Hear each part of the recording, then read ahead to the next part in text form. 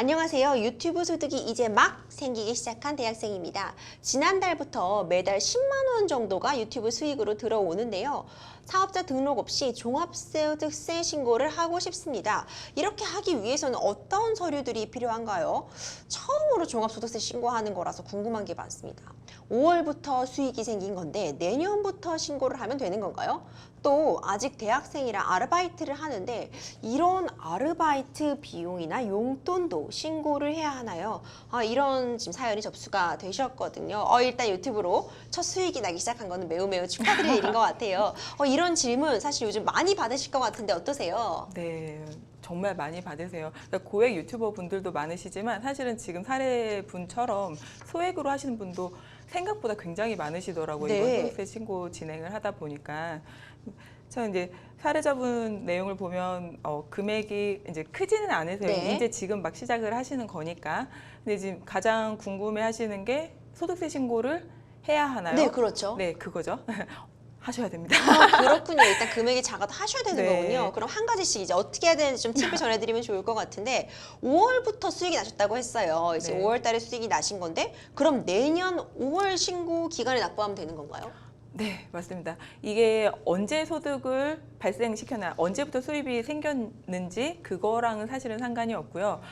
개인은 무조건 1월부터 12월까지 벌어들인 모든 소득을 그 다음에 5월에 신고를 해야 합니다. 그래서 사례자분 같은 경우는 5월부터 수입이 생겼지만 5월부터 12월까지 들어온 돈에 대해서 그 다음에 5월에 하시면 됩니다. 그렇군요. 그리고 전 또 질문 보면서 이렇게 하시면 안 될 것 같은 생각이 들었던 포인트가 있거든요. 네. 사업자 등록을 하지 않고 신고를 하고 싶다고 하셨는데 이게 가능한가요? 네, 저도 지금 보고 깜짝 놀랐습니다. 네. 결론부터 말씀드리면 안 됩니다. 안 되죠. 네. 네, 사업자 등록 이제 보통은 이제 소속사에 속해 있는 그런 유튜버 분들은 사업자 등록을 안 하셔도 돼요. 그쵸. 법상으로. 근데 그런 경우 아니고 내가 집이든 뭐 스튜디오든 시설을 갖춰놓고 하시는 경우에는 내가 사업자 등록 안 하고 싶어도 하셔야 됩니다. 이게 그렇군요. 선택이 아니에요.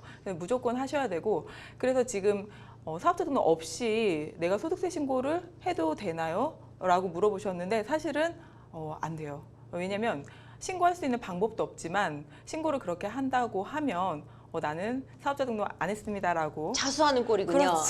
세무서에 자수를 하는 상황이 저 안 했어요. 생깁니다. 이렇게 손에 든 네네. 그런 상황이군요. 빨리 가산세를 매기세요. 발견해 주세요. 네. 그런 상황이 됩니다. 그래서 그런 거는 권하지 않고요. 사업자 등록을 하신다고 해서 무조건 세금이 많이 나오지는 않아요. 네, 그래서 사업자 등록 하시고 부가세 신고하시고 소득세 신고하시는 것을 권해드립니다. 네, 꼭 사업자 신고를 좀 진행하시고 하시는 게 좀 네. 더 오히려 장기적으로 보면은 훨씬 절세도 되고 좀 안전한 선택이 그렇죠. 되실 것 같아요. 네. 그러면 아까 우리가 한국, 미국, 양국의 세금 얘기했었잖아요. 그럼 네. 이렇게 소액 수익 발생 유튜버도 미국과 한국, 양국의 세금이 매겨지게 되는 건가요?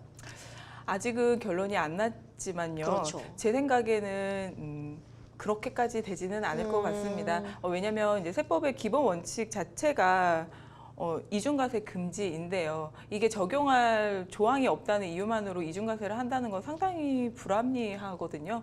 그래서 그렇게까지 되지는 않을 것 같고요. 또 이제 만약에 뭐 이중과세를 법이 제정되기 전까지 잠시 시행한다고 하더라도 소액 유튜버들까지는 과세는 하지는 않을 것 같습니다. 그렇군요. 네. 샘사님, 우리가 지금 종합소득세 관련한 내용 쭉 살펴봤는데요. 특히 유튜버를 중심으로 얘기를 해봤죠. 근데 실제 이런 종합소득세 같은 세금은 뭐 유튜버뿐만 아니라 어떤 개인 사업을 하는 모든 분들이 대상이 되잖아요. 네. 마지막으로 절세 팁, 이건 꼭 갖춰두자 하는 거 좀 알려주세요. 절세 팁은 제가 계속 말씀드린 그냥 한 가지입니다. 내가 쓴 거는 잘 챙겨 놓자. 이 얘기는 내가 진짜 번 것만 세금을 내셔도 상당히 많이 내시죠. 그래서 항상 5월에 말씀들 하세요. 왜 이렇게 세금이 많으냐고 말씀을 하시는데 벼룩의 간을 빼가지 그렇죠. 이런 얘기 하시잖아요. 맞아요. 내가 뭐 얼마나 벌었다고 이렇게 많이 나한테 떼가냐. 이렇게까지 떼가냐. 그렇게 말씀들을 많이 하시는데 근데 실제로 내가 경비를 지급을 했는데 그거를 못 챙겨서 내가 번 거 이상으로 신고를 해서 더 많은 세금을 내신다면 정말 억울한 상황이 되시거든요.